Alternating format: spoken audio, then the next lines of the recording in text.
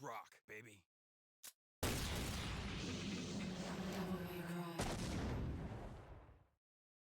Okay, hello and welcome to Branch Player's Devil May Cry. This game originally came out on the PS2 in 2001, and I'll talk more about the game once I get into it. So I'm going to click New Game, and I'll be right back after the opening cutscenes. Devil May Cry.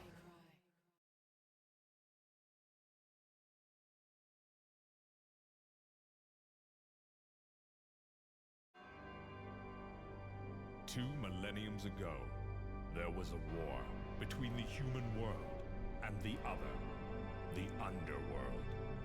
But somebody from the underworld woke up to justice and stood up against this legion alone. His name was Sparta. Later, he quietly reigned the human world and continued to preserve harmony until his death. He became a legend. The legendary Dark Knight, Sparta.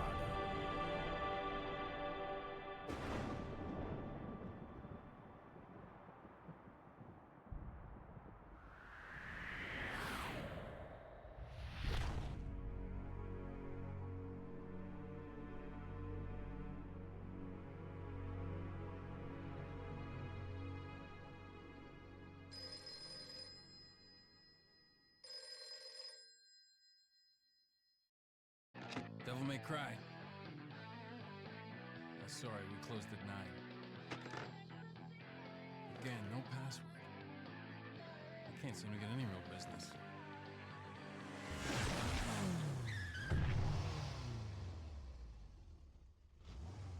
Whoa, slow down, babe. Well, what do we have here? Nature calls? It's in the back.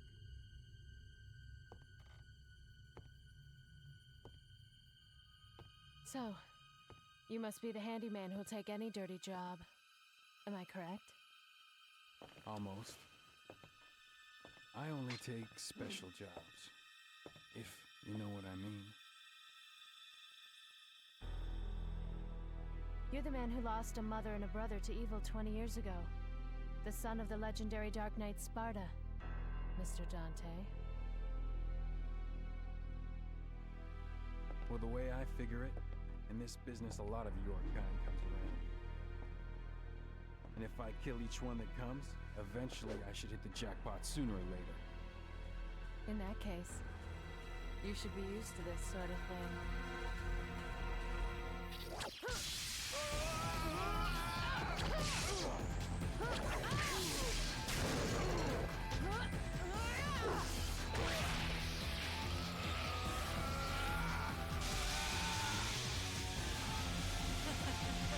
Are you really the son of the legendary Dark Knight Sparta?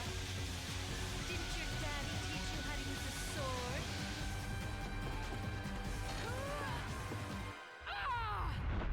A sword. Time to go to work, guys.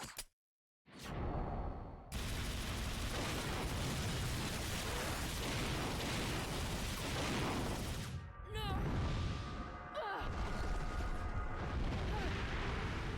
Even as a child, I had powers. There's demonic blood in me. What strength? You were the first one to know about my vengeance. It looks like I'm getting closer.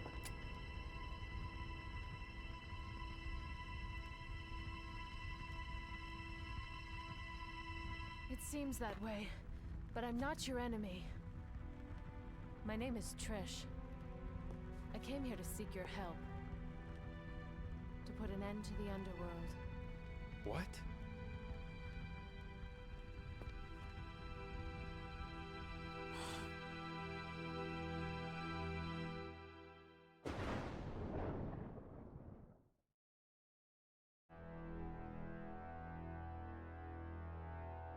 "20 years ago, Mundus, the Emperor of the Underworld, resurrected. Mundus? Yes. His powers were sealed by Sparta. He's attempting to gain control of the human world once again. He has been preparing to open the gate on Malay Island.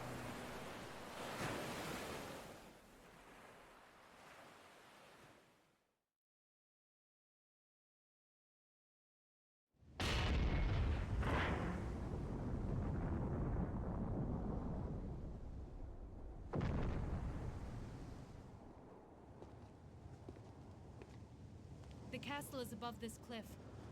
Come on, let's go! Ha!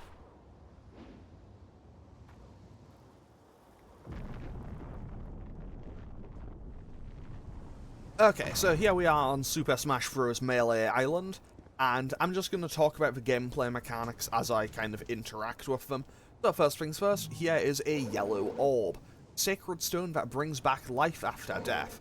Yellow orbs basically act as my lives throughout the game. If I run out of yellow orbs and die, I get a game over. And now I need to quickly hop up here, fantastic, and we get our first blue orb fragment. It's also known as the Fragment of Life, but it's only 1/4 of the whole piece. When it becomes whole, it will have the power to increase the vitality's maximum limit. So, blue orb fragments will be found around them. They'll be found kind of hidden around various places, and also as rewards for completing secret missions. That's what they're called. I don't remember where they all are, so I might miss a few of the secret missions, but I'm going to do my best to find them.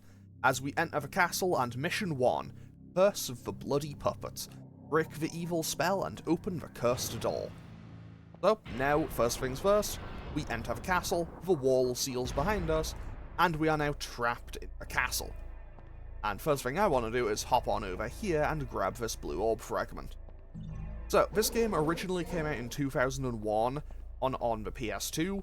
It then got released as part of the HD collection in 2012 alongside DMC 2 and 3 on 360 and PS3, and I'll explain more in just a second. As we find a red orb, a red stone used to unlock new skills and doors. As to acquire new skills, you must offer the stones to the God of Time. So I need 45 to open the door and leave this room. So if I look over here, this is blocked by a red barrier. I need 45 red orbs to open it. Also, I'd like to thank that for not turning up right there. So the hands can do damage, they can kill you if you aren't super careful. Like, if you're low on health and you get hit by one, they can kill you.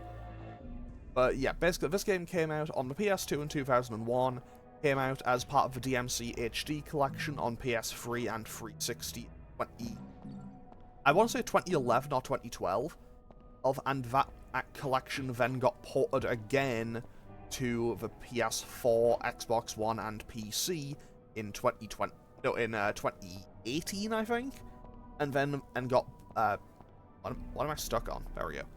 And then got brought to the Switch in 2019. Also, the God of Time statue is just here. This statue must be the Watcher of Time. This god knows and remembers all of the past. The words of the god are engraved. Those who desire to acquire the ancient ways of war shall offer the blood of monsters in exchange. It's not responding. I'd better unseal the door beneath here first.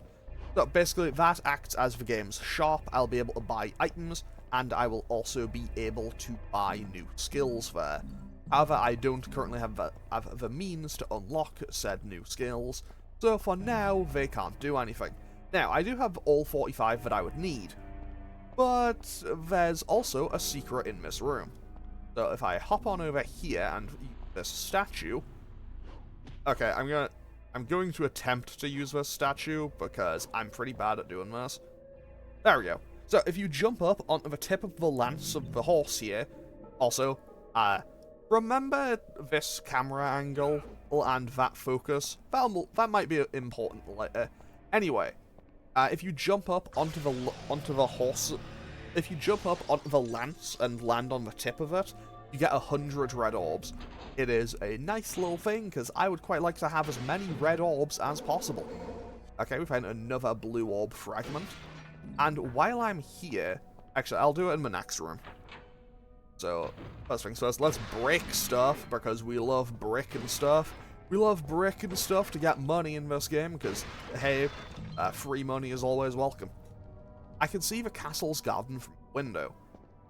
Now then, let's head on up here, where we'll see our first potential enemies. But I'll demonstrate combat in just a little bit, because I also want to go into this room and quickly hop in here to grab another blue orb fragment to finish off a full blue orb in the first mission. Okay, so while I'm here, let's demonstrate combat. So, I have Ebony and Ivory, I have the guns, I can lock on and I can shoot.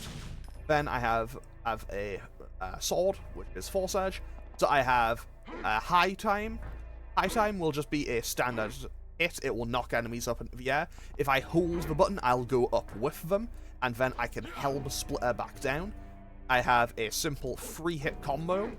Oh, if I do 1 to stagger it a bit, I get a 5-hit combo, and if I do 2 hits, then stagger it a bit longer, I get Million Stab. That is basically the entire extent of my moveset currently. I'll get new moves as I go throughout the game.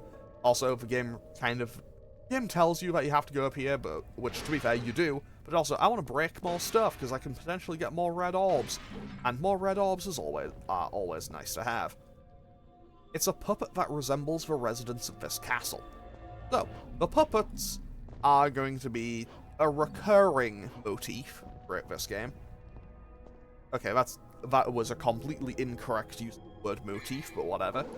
Okay, so it's a rusty key. The key is rusted, but it should work.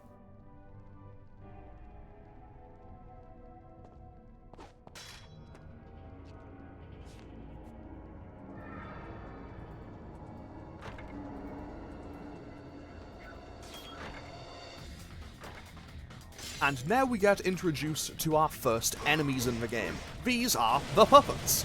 We will be seeing them quite a lot for a good amount of the game. So, what we are also doing here is getting our style rating up. So, as we go through combat, our style rating will increase depending on combos we do and variety. So, basically, also it goes down if you get hit, so avoid getting hit whenever possible. So it will go from D through C, B, A, and end at S. In the later games, that did get a bit higher. In the most recent one, DMC5, you can get all the way up to triple S, maybe even higher. I'm pretty sure triple S is the maximum, but still. And stylish gameplay rewards you with more red orbs. So basically, do combo good, style hard on things, and you'll get better rewards. There's something written. The 17 puppets are my masters. There will be no admission as long as my masters are here. So now, we can't enter this door, or until all of the puppets are gone. So there are 6 in this room, and if we hit this switch, so switches will be located on walls. Also, basically, hit the thing enough, and they'll activate. This will take us down, where we'll find the remaining 11 puppets. This is also where I recorded the kind of preview footage that I use in my hey, this is the announcement that I'm going to be playing this fall that I had in the update video. So I guess that's a fun little fact. And now, hopefully I can get this done without too much hassle. Also, I should note, I might be wrong on this. I'm pretty sure that I'm not, but just to be certain, I'm just going to mention it. So, the puppets come in multiple colours. There are the red puppets. There's the red puppets, which are Bloody Marys. They are their own separate thing. I think they do have more health. And deal a little bit more damage. And then there's the other ones, which are green, blue, and dark blue. Pretty much, those, I think they all have the same amount of health, but I might be wrong. And now, all I need to do is finish off these last 2, and we can get on out of here. So I do have a couple of objectives in this playthrough. The main one being, I'm going to try to do this without dying. So that's my main goal is to not die. Because realistically, dying isn't exactly super styling, is it? And also, on top of that, well, DMC1 is kind of hard. But okay, maybe... Also, we got a green orb, a sacred stone that revitalizes energy as soon as you get it. So, my main goal isn't necessarily to not die. It's to not die enough to unlock Easy Automatic. So if you die enough in this game, the game will unlock Easy Mode for you and be like, hey, are you sure you're okay to play on normal? Because basically, once I finish normal mode, hard mode will unlock. Which, hopefully I won't need. Hopefully I won't need to drop down to Easy Automatic. Honestly, I will refuse to drop down to Easy Automatic, even if I do unlock it. And now, I should probably have mentioned this earlier, So, if we look over here, okay, I can't currently see it, there it is. So, in this room, there is a blue orb fragment on top of that biplane. You can just jump up onto the wing, like, you can jump up onto the wing of that plane, and you are completely safe in this room. No, none of those puppets can hit you, because they don't have a ranged option. And now, I just want to hop on up here and grab this blue orb fragment, because I like having them. But yeah, you can just stand up here and shoot them all down, and that way you are effectively invincible in this room. Anyway, we go through this door and end off our first mission. So we take 7 minutes 37 seconds, got 357 orbs, we got an S for the first mission. Okay, that is a very good start. That is a fantastic start that I am not going to be able to keep up. So, Mission 2, Judge of Death. Open the door of the cathedral. So now we can buy power-ups. So these are items. We can buy Devil Stars. These are currently worthless to me because I don't have Devil Trigger yet. Vital Stars will recover your health. You can only carry one at a time. You can get Holy Waters. They will do a massive amount of damage to every enemy on screen. This will also work on bosses. If you're on a higher difficulty, it'll do less and less and less. Blue Orbs will increase your HP. Purple Orbs will increase your amount of Devil Trigger that you can have. Yellow Orbs are just extra lives. And an Untouchable will put you into the Devil Trigger state, but will also make you invincible for a short period of time. I'm mentioning about these because one of the things I'm aiming to do is never use them. Pretty much, my main end goal is, if I can avoid using them, I will. Also, I'm going to quickly examine this painting. It's a landscape painting. There's an eerie aura surrounding it. So, I've mentioned Devil Trigger a couple of times in the last few minutes, and we will gain access to it very soon. However, I also want to get even more orbs if I can, so I'm going to do my best to fight absolutely everything that I can. Fortunately for me, I know that there's a whole bunch of enemies in this room, and I believe these ones do respawn. I don't think they're infinite, but hey, that's more stuff that I can get. And while I do that, also, I should probably note that in this game, while you can get a jump in, like, while you do have access to going up with them with high time, realistically, you probably never use it much in this game. You can use it as a nice tactical evasive move, but at the same time, it's absolutely optional. It's absolutely optional because you don't really have air combat options for much in this game. Also, I'm pretty sure I should have gotten hit there. Also, I've done a terrible job with displaying combat so far.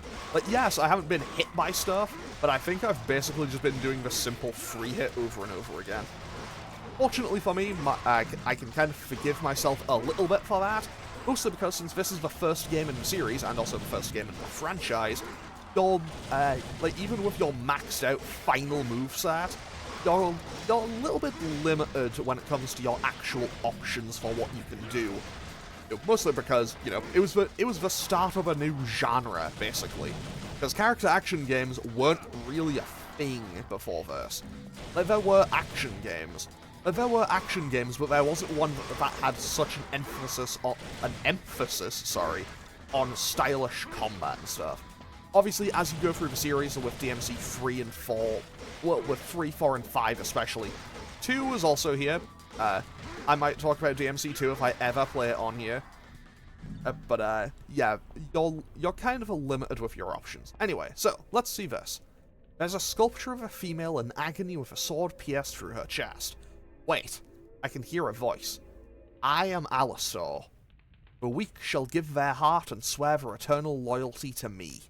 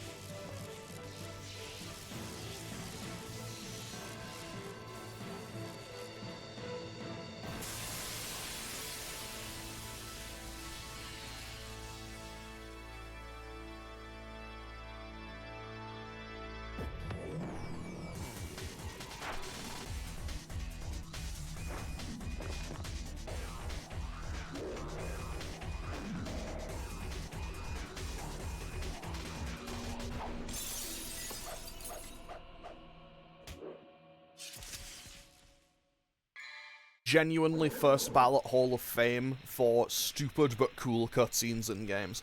Anyway, so, we now have Alistar, a sword that gives the possessor lightning speed and aerial capabilities. Its moveset is exactly the same as the sword that we just had, but now you may notice we have some symbols underneath our health bar. This is representative of our Devil Trigger gauge.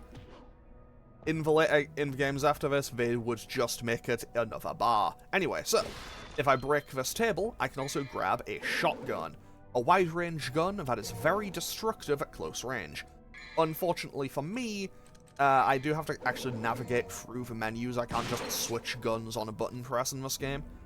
It's a little bit on the inconvenient side. Anyway, a Grim Reaper-like devil is depicted. A key is embedded. Shall I take it? Yes, we will. Well, once again, the key is rusted, but it should work. So, the shotgun, if you stand still, it has quite a long reload time. However, if you walk and shoot, you can make this go a lot faster.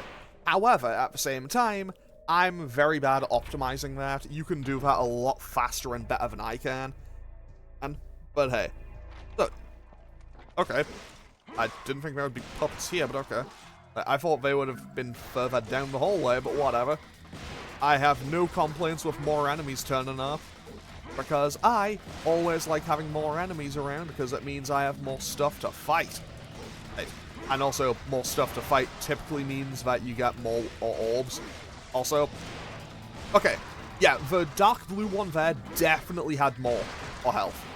Because that one took the same combo and died. One of them took the same combo and lived, and the other one died. So I think they must have a different amount of health. I know the Bloody Marys do. I should also note that there is a fifth type of puppet. We will not be seeing it for a good while. I want to say it makes its first appearance in mission 8 or 9. I think it's mission 9. But hey, we'll see it when we see it, won't we? And we should be just about at the end of all these enemies. Never mind, you know what, I'll pop DT. And I'll explain more about what it does. We found the rusted key, and I'll explain more about what Devil Trigger does when we go outside. But before I do that, I do want... I'm going to walk down this hallway shooting Miss Bloody Mary because I can. The shotgun is very good at keeping an enemy down. That's one thing it absolutely excels at. But if you want to just keep one thing down, it is exceptionally good at that. Okay, so now let's head on in here, because if we break this, we get a whole bunch of red orbs. If we break this, we get a blue orb fragment. And now, if I talk to the statue, we can learn new moves for Alistar. So we can get Round Trip, where we throw a sword like a boomerang. Air Hike, it's a double jump. Vortex, when you're in Devil Trigger, you can kind of do a big spinning move. Air Raid is kind of nice to have. It's basically you can fly around and electrocute stuff. But the real winner here is Stinger. We can only afford up level 1 for now, so it doesn't go very far.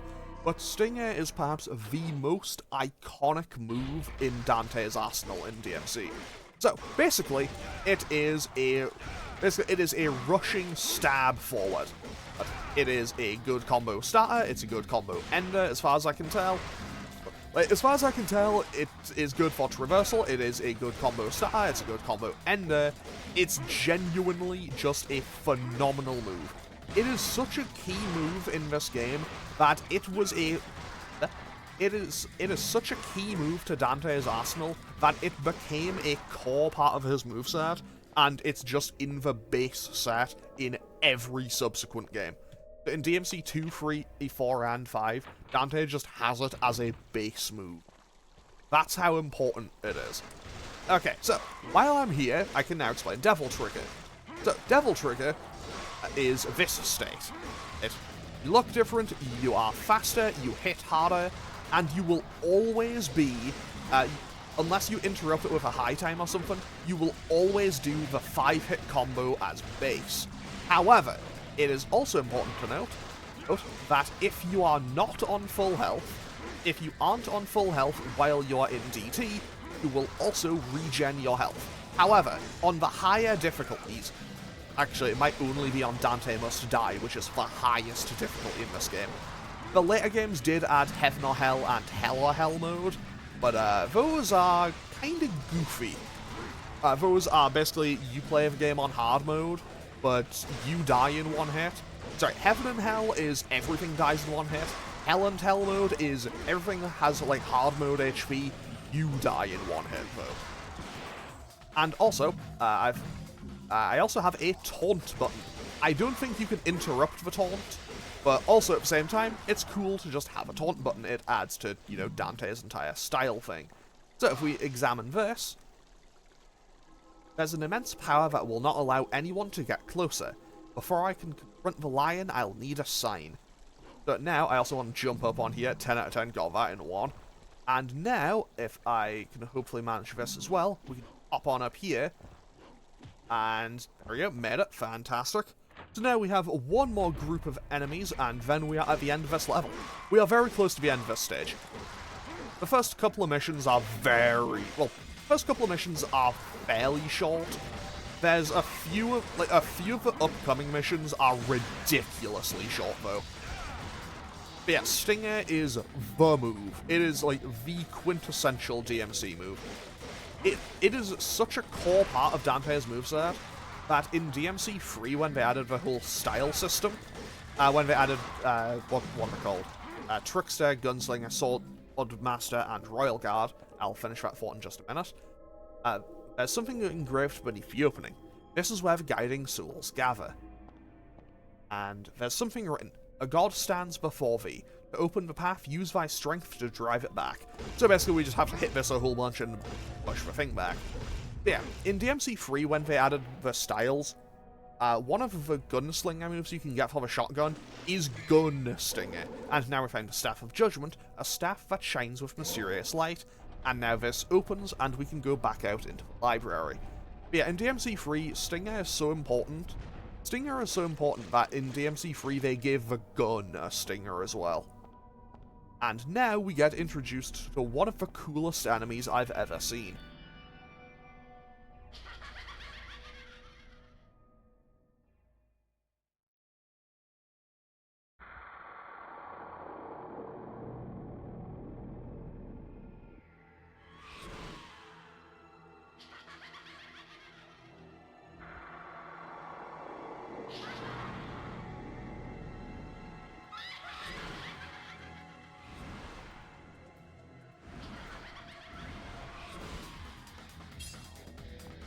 Now, visually, these guys aren't the coolest thing I've ever seen.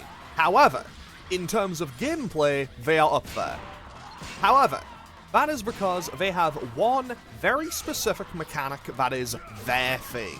However, I'm really bad at doing it. There we go. So, basically, if you kind of like deflect their scissors and then walk up close enough, you can one-hit kill these enemies. However, as previously stated, I am very bad at managing it consistently, but yeah, it is one of the sickest gameplay mechanics I've ever seen for an enemy, and they make fighting these things so much more fun. Because these things can also kind of just fly around and be a bit of a general pain to hit sometimes, so having an instant kill is very nice. Also, I'm just going to shoot all these because I can, and each one I kill will drop one red orb. And hey, that's more red orbs, which is always going to be welcome, because more money is always nice to have.